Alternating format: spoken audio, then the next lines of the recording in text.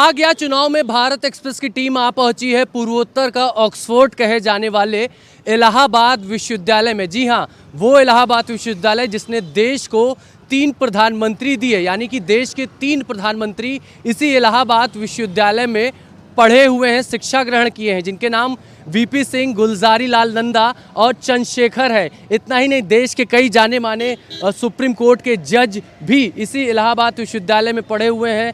देश के कई अधिकारी, क्योंकि इलाहाबाद विश्वविद्यालय को आईएएस, आईपीएस, पीसीएस की फैक्ट्री कहा जाता था और आज के टाइम में भी यहाँ पर पूरे प्रदेश, देश भर से हम कहेंगे कि हज़ारों लाखों की संख्या में छात्र आते हैं यहाँ पर अपना भविष्य बनाने के लिए। तो आज उन्हीं छात्रों से हम बातचीत करेंगे और जानेंगे कि आखिर प्रयागराज के चुनावी मुद्दे क्या है, छात्रों का जीवन कितना आसान हुआ है और आज भी किस तरह की दिक्कतें एक आम छात्र को झेलनी पड़ रही है। प्रयागराज में छात्रों के जीवन में हम झांकने की कोशिश कर रहे हैं। छोटा बगाड़ा, सलोरी और इस जगह की बात की जाए तो ये करणपुर है, जो कि प्रयाग स्टेशन के ठीक पास का ये हम कहेंगे कि एक दुबे लॉज है।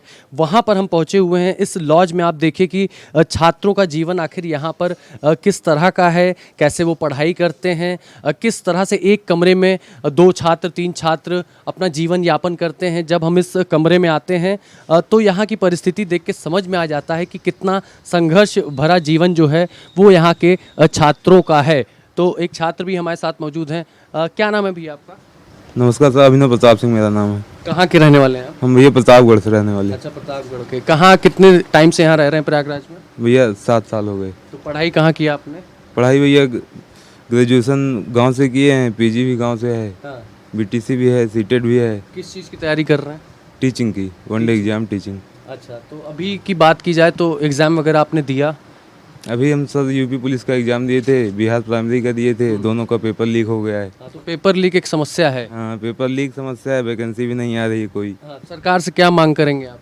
सरकार से मांग है कि प्राइमरी की वैकेंसी दी जाए। सब यहाँ सीटेट पास, बीएड बीटीसी सब बैठे हैं, वैकेंसी कोई आ नहीं रही है। वैकेंसी आए, लगातार वैकेंसी आती है तो चीज़ें आसान हो जाती हैं। आप देखिए दीवारों पर चाहे भारत का नक्शा हो, संसार वर्ल्ड मैप हो, और इस तरह से जो किताबें हैं, चाहे वो हम कहें कि पॉलिटिक्स की हो, हिस्ट्री की हो, ज्योग्राफी की हो, सभी यहाँ पर किताबें भी आपको नज़र आ रही हैं।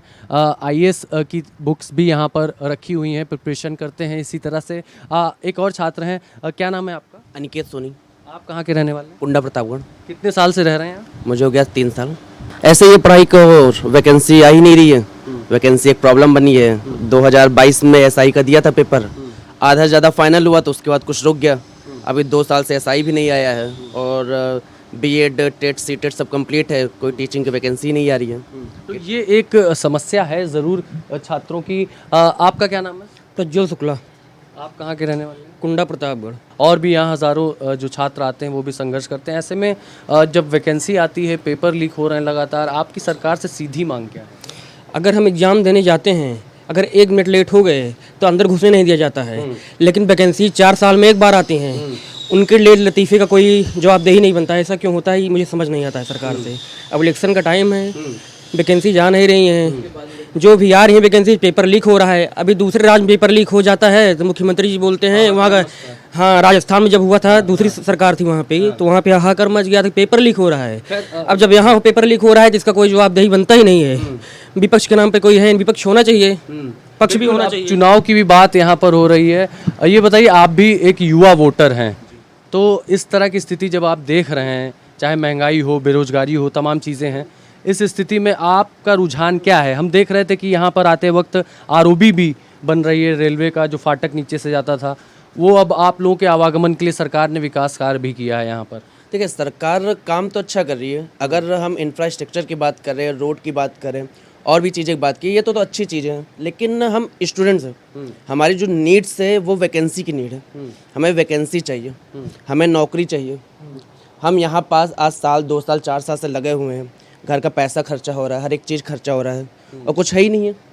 हम लोग करें क्या? अभी देखिए हालिया ताज में 2 पेपर लीक हो गए। पता नहीं आप कितने महीने साल यहाँ और कितने रहेंगे पता ही नहीं है। ठीक है, अभी समझिए कि आज मैं जब से आया हूँ तब से कोई टीचिंग की वैकेंसी नहीं आई और अगर सरकार से बात करते हैं तो बोलते हैं वो टीचर और स्टूडेंट के रेशियो बराबर चल रहे हैं। जबकि भारतीय जनता पार्टी और सरकार का कहना है कि कांग्रेस राज में 2004 से 14 के बीच करीब करीब 14 लाख नौकरी, सरकारी नौकरी दी गई। बीजेपी का कहना है हमने पिछले 10 सालों में 15 लाख से ज़्यादा नौकरी दी है, लेकिन वादा 2 करोड़ का था। एक और युवा छात्र हमारे साथ हैं, इधर आ जाइए आप।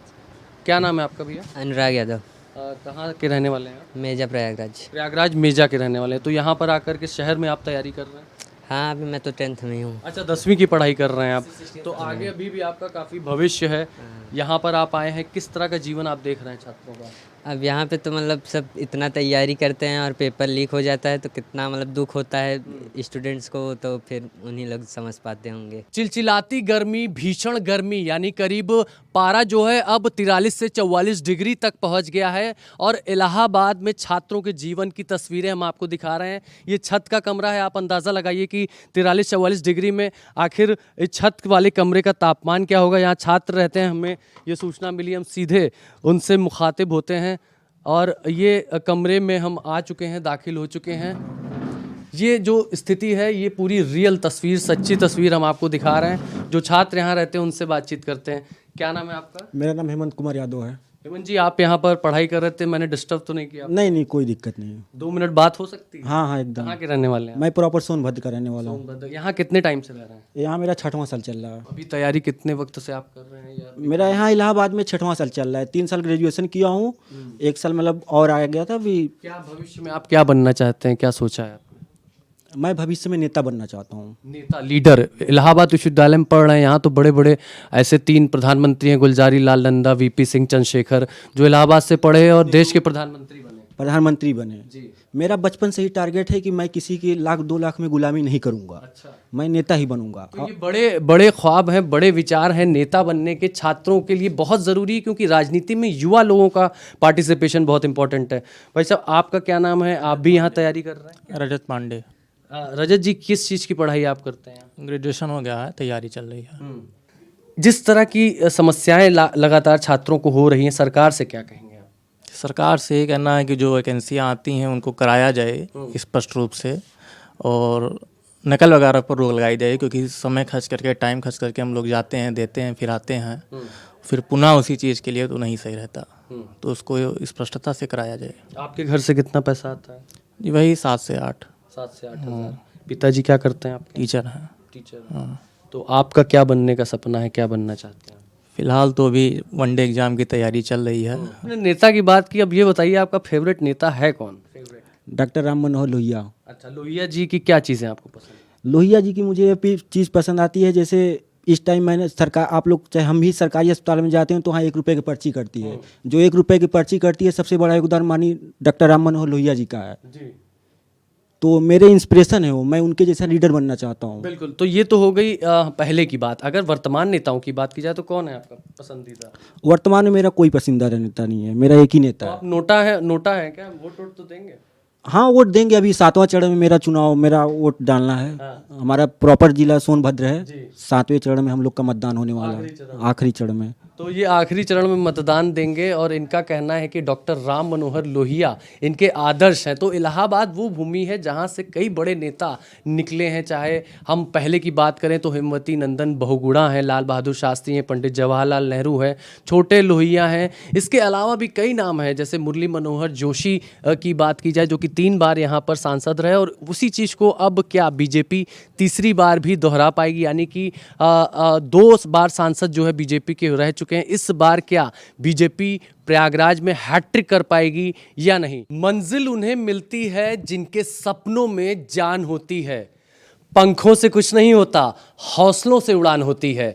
आइए हम अब आपको इलाहाबाद के छात्रों के जीवन की एक ऐसी तस्वीरें दिखाने जा रहे हैं जहां पर 42 डिग्री तापमान में छात्र रह रहे हैं और लाइट भी नहीं है, यानी कि बिजली भी कटी हुई है। कितनी देर से लाइट कटी हुई है यहाँ पर? आधे घंटे हुए लगभग। रोजाना ये हाल रहता है या कभी कभी जो है, कभी हाँ, लाइट कटती है? अभी थोड़ा दिक्कत है गर्मी में जो है। गर्मी में तो बहुत दिक्कतें होती होंगी। तो आमतौर पर आप लोगों का पढ़ाई का क्या शेड्यूल होता है? क्या नाम है आपका पहले से? मेरा नाम सत्य प्रकाश आनंद है। कहाँ के रहने वाले हैं? गाजीपुर के रहने वाले हैं। अच्छा, यहाँ किस चीज़ की तैयारी कर रहे हैं? सिविल की करते हैं। सिविल। कितने साल से आप तैयारी कर रहे हैं? 6 साल से यहाँ पे है। अच्छा, 6 साल से। तो कितना लगभग महीने का खर्चा आपका हो जाता है? महीने का खर्चा 8-10 हज़ार आ जाता है। तो यही घर से मंगाना होता है। हाँ, सब कुछ घर से ही। 6 साल से पढ़ाई कर रहे हैं, अभी आपको क्या लग रहा है कि अब आप कितने मतलब तैयार खुद को पा रहे हैं तैयारियों के लिए, पढ़ाई के लिए? तैयार तो मतलब ठीक है, लेकिन ये है कि एग्ज़ाम समय पर नहीं हो रहे हैं। समस्या ये है, हो रहे हैं तो पेपर लीक हो जा रहा है। तो इसलिए थोड़ा समस्या आ रही है।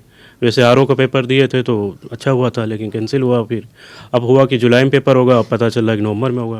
आप सोचिए कि 50 लाख से ज़्यादा छात्र जो है आरओ के परीक्षा का एग्ज़ाम भरे थे। और ये देखिए घर की तस्वीरें हम आपको इनके कमरे की दिखा रहे हैं।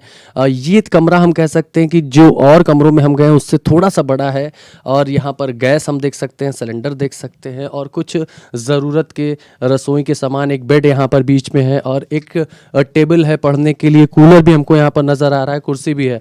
आपका क्या नाम है भैया? सुमित शुक्ला जी, आप कहाँ के रहने वाले हैं? प्रतापगढ़। तो घर में कौन कौन है आपके?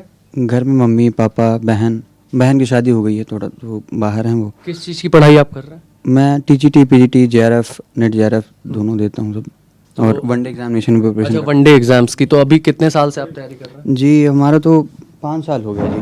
5 साल से। हाँ जी, विश्वविद्यालय से जी ग्रेजुएशन हुआ हमारा। हाँ। उसके बाद फिर बीए बीएससी क्या किया था? हमने बीए हम बीए जी ह्यूमैनिटीज सब्जेक्ट है, क्या है सर? जी पॉलिटिकल साइंस एंशिएंट ज्योग्राफी। हाँ। फिर अभी एमए भी हमारा हुआ राजीव यूनिवर्सिटी से। हाँ।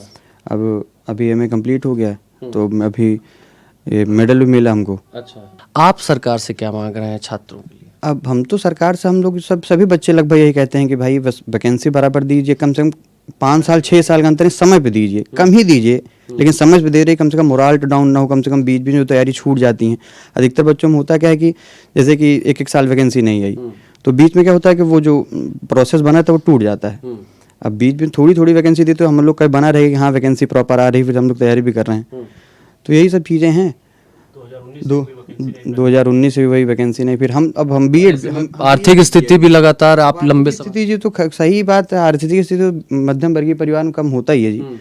अब ये है कि भाई कुछ दिन कब तक पढ़ाई होती रहती है, माँ बाप से नहीं बोला जाता पैसे के लिए, लेकिन हाँ थोड़ा सा सपोर्ट मिलता है घर से। महंगा भी है, हर चीज़ जी महंगा है, हर चीज़ महंगा जी। अब तो हमारा, अब तो हम कोचिंग जी नहीं, इस समय अब तो सेल्फ स्टडी कर दिए हैं, कोचिंग में ही लाइब्रेरी ज्वाइन किए हैं। दोपहर में जाते हैं, आज तो लाइट ही नहीं थी तो अभी निकलेंगे, अभी 5:30 बजे तक निकल जाएंगे, फिर शाम को आते हैं 8-9 बजे तक। तो कुछ छात्र हैं जो कि स्टडी कर रहे हैं इलाहाबाद विश्वविद्यालय में, कुछ छात्र कोचिंग कर रहे हैं, कुछ ऑनलाइन पढ़ाई कर रहे हैं, तो कुछ लाइब्रेरी भी जाते हैं, वहाँ पढ़ाई करते हैं। ये देखिए किताब है तमाम, आप देखिए भारत का नक्शा, यहाँ पर आपको ये दुनिया का नक्शा नज़र आ सकता है। तो लगातार जो छात्र हैं वो अपना दिन हो या रात एक करके घंटों घंटों तैयारियां करते हैं, पढ़ाई करते हैं। और सरकार से अब उनकी यही मांग है कि लगातार परीक्षाएं होती रहें और जो भी वैकेंसी है वो आती रहे, और पेपर लीक जैसे मामले जो हैं उसमें जो भी दोषी हों, आरोपी हों, उन्हें सख्त से सख्त सज़ा दी जाए। चलिए हम कुछ और जगहों पर चलते हैं, कुछ छात्राओं से भी बातचीत करते हैं कि आखिर उनकी ज़िंदगी में किस तरह की समस्याएं हैं। देश की आधी आबादी, प्रधानमंत्री नरेंद्र मोदी महिला सशक्तिकरण की बात करते हैं और वुमेन रिजर्वेशन बिल पर भी लंबी चर्चा हुई, तो हम भी क्यों ना छात्राओं से बातचीत करें और उनके जीवन में क्या चल रहा है। ठीक उनके हॉस्टल में हम आ चुके हैं, इस हॉस्टल की तस्वीरें, कमरे की तस्वीरें आप देखिए। आप बताइए आपका क्या नाम है?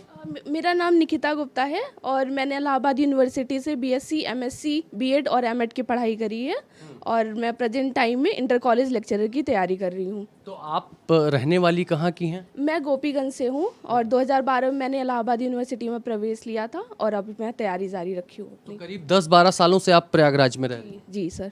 आप आधी आबादी हैं, महिला वोटर हैं, क्या कहेंगी सरकार? सरकार से यही कहना चाहूँगी कि जिस हिसाब से शिक्षा ली है उस हिसाब से मतलब वैकेंसी अभी टीचिंग की नहीं आ रही है, उसे जल्दी से जल्दी पदों की संख्या बढ़ाएं और जो एग्ज़ाम्स हो रहे हैं वो जल्दी जल्दी कंडक्ट कराएं। माध्यमिक चयन बोर्ड के हिसाब से जो एग्ज़ाम्स होते हैं वो मतलब एक रेगुलर मैनर में हो, तो इससे हम लोग के ऊपर मानसिक तनाव भी नहीं रहता और जैसे हम भी थोड़े मोटिवेटेड रहते हैं पढ़ने और पढ़ाने के लिए, वरना हमारी भी हिम्मत टूटती रहती है जब वैकेंसीज़ नहीं आती हैं। तो आपका क्या नाम है? संजू वर्मा।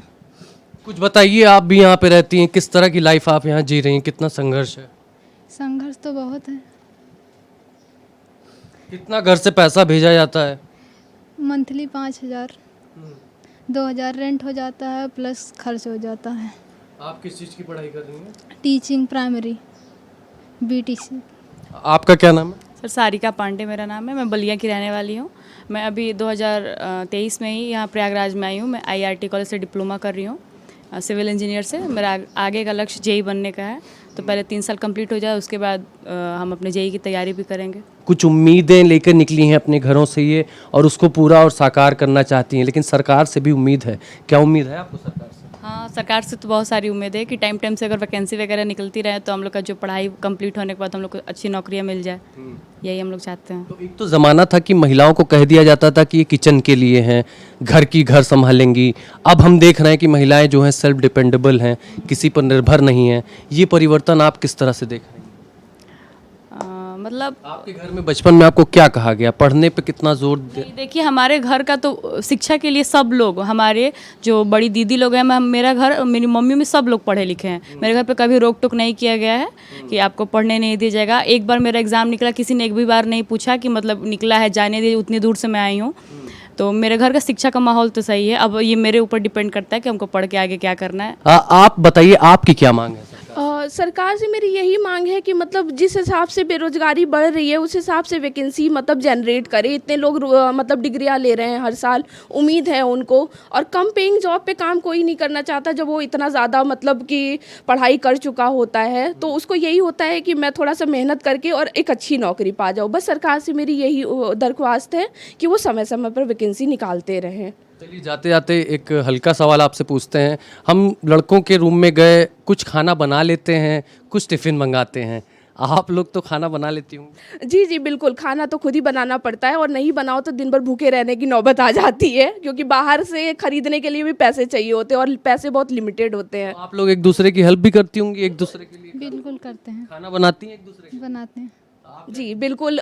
कोई एग्ज़ाम देने जैसे चला गया तो अगला जब वो लौट कर आता है तो अगला पूछ लेता है कि हाँ खाना खा लो साथ में, वरना तुम भूखे रह जाओगे। तो ऐसे हेल्प चलते रहते हैं। जैसा ही यहाँ फील हो रहा है। जी बिल्कुल बिल्कुल, ये बिल्कुल एक पूरा परिवार है। हमारी जो लैंडलॉर्ड है वो भी बहुत अच्छी है, मतलब कि रेंट उनके पास पहुँचा नहीं पहुँचा कोई उससे मतलब नहीं होता, वो बिल्कुल परिवार की तरह केयर करती है वो। बिल्कुल। तो यहाँ जो छात्राएं रहती हैं वो इनका एक परिवार की तरह रहती हैं, लेकिन अगर देश की राजनीति की बात की जाए तो मोदी के परिवार की बात की जा रही है। लेकिन सरकार को, चाहे मोदी की सरकार हो, योगी की सरकार हो, छात्राओं की समस्या को समझना चाहिए। उनके जीवन में घट रही घटनाओं के बारे में उनको जानकारी होनी चाहिए। पेपर लीक का मामला है या बार बार परीक्षा का आयोजन कराना है, इन तमाम जो समस्याएं हैं वो हमने आपको रूबरू कराया। छात्रों के जीवन में कितना संघर्ष है वो भी हमने आपको बताया, और उनका क्या है चुनावी मुद्दा और किस आधार पर वो अपना वोट देंगे, ये सारी जानकारी आज हमने आपको इलाहाबाद विश्वविद्यालय, उसके आसपास के जो क्षेत्र से, चाहे छोटा बघाड़ा, सलोरी, करनपुर की बात की जाए, इन सभी जगहों पर हमने गए। और आज के चुनाव में बस आज के लिए बस इतना ही। वीडियो जर्नलिस्ट संजू मिश्रा के साथ अभिषेक पांडे, भारत एक्सप्रेस, प्रयागराज।